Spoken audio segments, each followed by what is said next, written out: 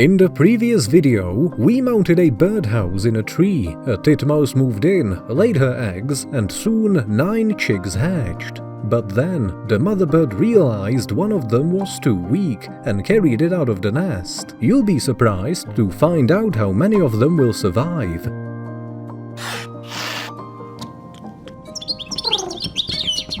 On the 7th day, I noticed small feathers beginning to form on the chicks' wings, and their skin has turned noticeably darker. Their eyes were still closed, but that didn't stop them from devouring large amounts of food and rapidly gaining weight.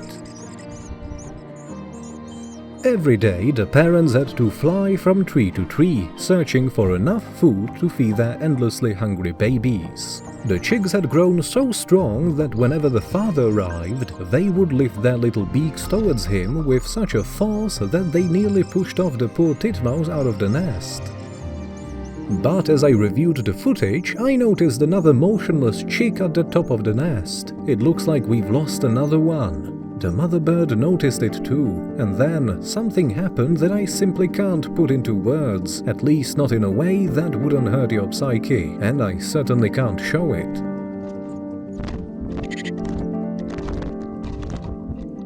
Soon after, 2 flies encountered the birdhouse and hovered near the entrance. At that moment, the male showed up and the flies started buzzing inside, frightening both the female and the male, who immediately flew off.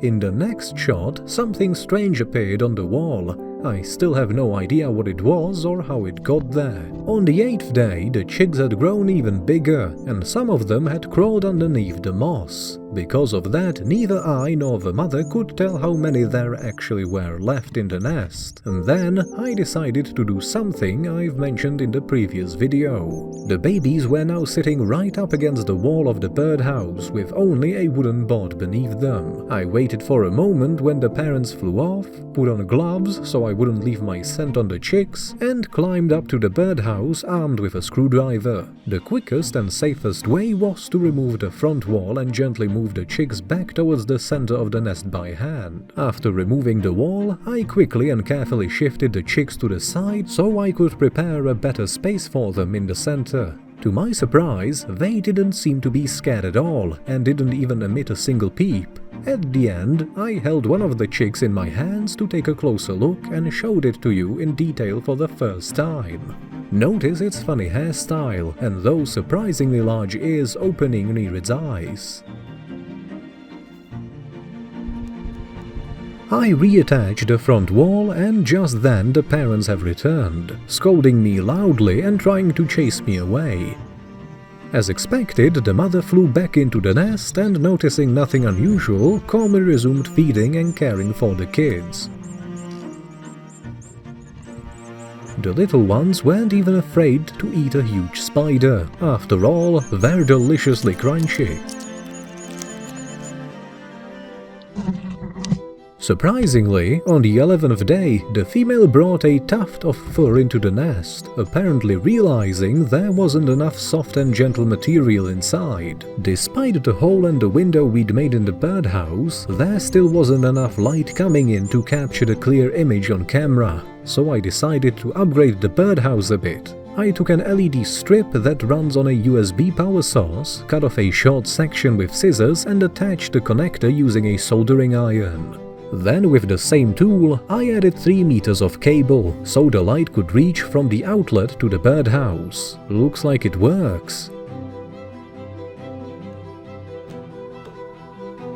Next, I glued the strip to a popsicle stick and plugged it into the Wi-Fi switch. As a result, I could control the lighting inside the birdhouse with my smartphone. The power adapter for both the cameras and the light were hidden in the branches of the fir tree under the birdhouse, inside a 35-liter trash bag serving as reliable rain protection. Then I ran the cable up to the birdhouse and fixed it in place using hot glue. Everything seemed perfect.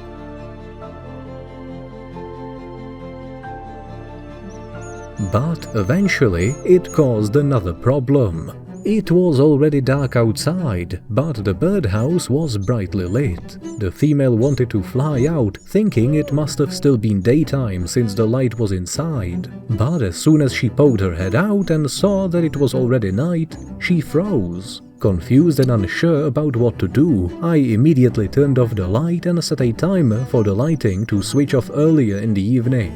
The chicks were now almost fully covered in feathers, which had also begun growing on their tiny tails. Over time, they dug tunnels under the moss and popped up in a corner of the birdhouse. The mother didn't like it at first, since the chicks were now scattered and she couldn't keep them all warm at once. But eventually, she gave in and simply sat down in the middle of the nest, right on the moss, trying to cover them as best as she could.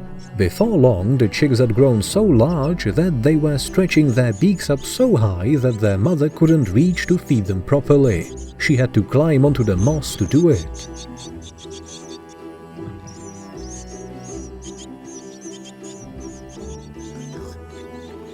And here's what the very first wing exercise of one of the chicks looked like. The moment of fledging was clearly getting closer. At one point, the mother brought a long animal hair into the nest, and it somehow ended up in one of the chick's beaks.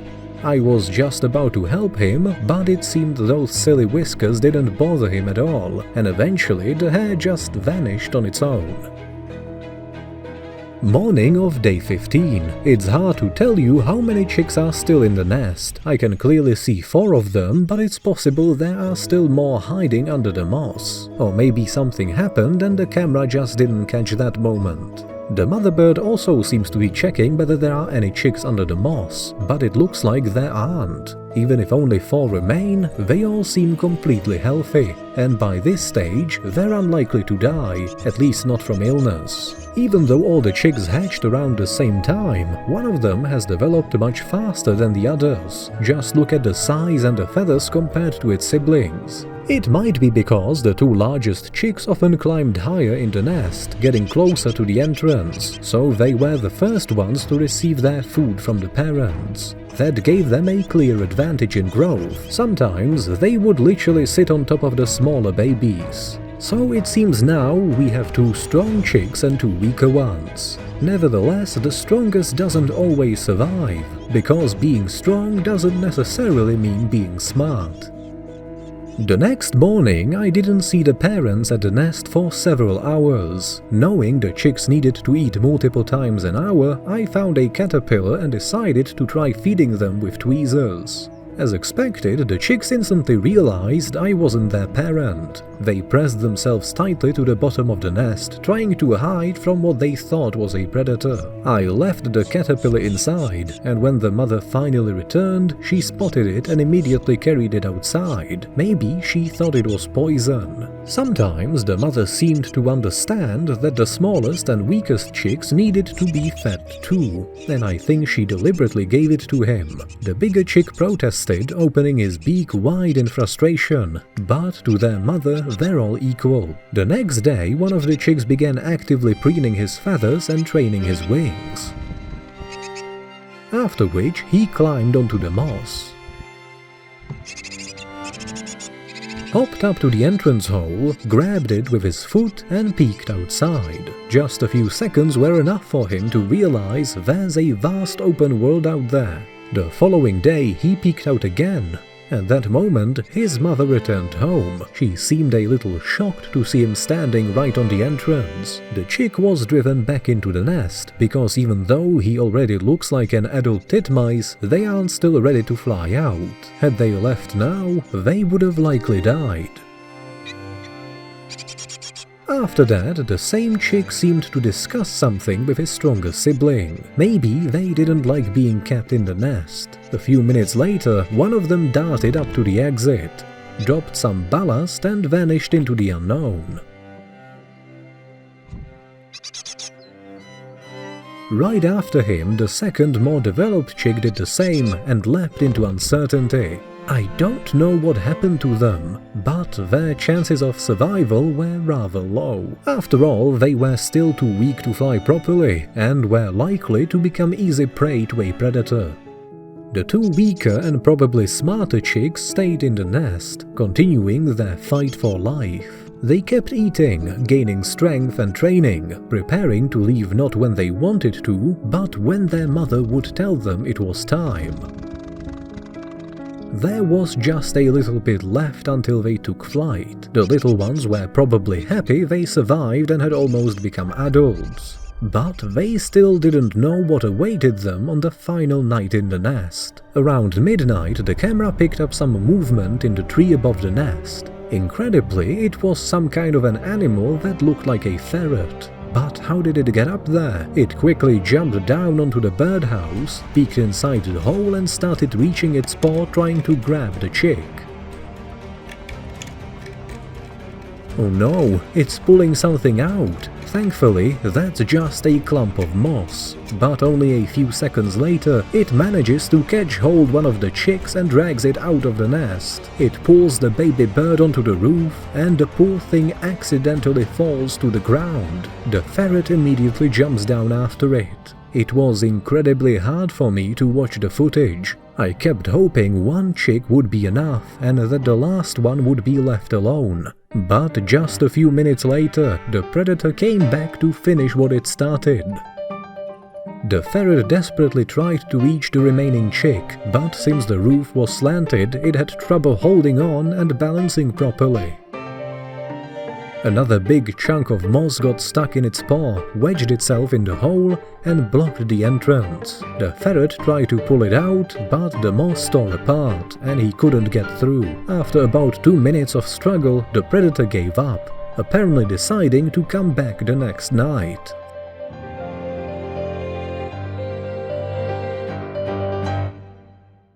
In the morning, we found the last remaining chick still inside the nest. Luckily, he had survived the ferret's sharp claws unharmed. Nevertheless, he was frightened and didn't know what to do. The nest was completely destroyed. If he stayed one more night, he likely wouldn't survive. The ferret would almost certainly come back. The chick's mother showed up outside and discovered the entrance blocked. She didn't understand what had happened or if anyone inside was still alive. The father soon joined her, and together they began calling out to their chick with soft but urgent sounds. The kid heard them and began trying to climb out, gripping the moss. The mother made an attempt to unblock the entrance from the outside. The chick encouraged her with quiet cries, and after several minutes, she managed to squeeze into the nest with food in her beak. Now her mission was to get the chick out at any cost and save him from almost certain death. She flew out again, calling to him from outside the nest. Sometimes the mother bird poked her head back in, urging the kid to follow her into the light. The little one gathers all his strength and begins jumping inside the house, trying to figure out how to fly out. He doesn't seem to know exactly how to do it and flutters up towards a small ceiling window. Then he climbs up the entrance, but something spooks him and he jumps back into the nest. His mother returns, trying to lure him out without even entering the nest. The chick summons all his courage once again and jumps up to the entrance. He sits there for several minutes, gazing at the world he's never seen before, and then he leaps forward and takes flight for the first time in his life. At the very beginning of the story, there were 9 tiny chicks, and I truly believed that at least half of them would survive. But nature has its own laws, and they can be merciless. Only one chick made it, the smartest, the most patient and resilient, the one who adapted and held on until the very end. And that is enough to know that building this little birdhouse was not in vain. We also have a short video showing what happened in the dove's nest. It's interesting but rather short. If you'd like to see it, I'll post it on the channel.